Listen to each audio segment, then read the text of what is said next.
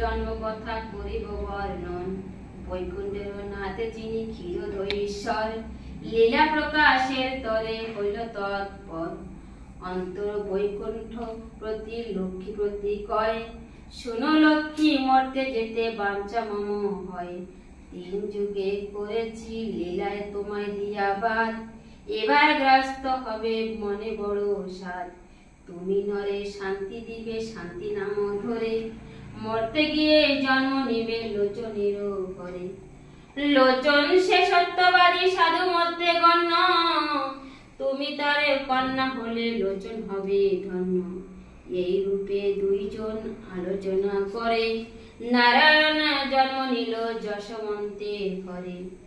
জন্মমাত্র বলে দিন ছিলে আমি হরি হরি, হরিচাঁদ নাম রাখিল সেই সূত্র ধরি।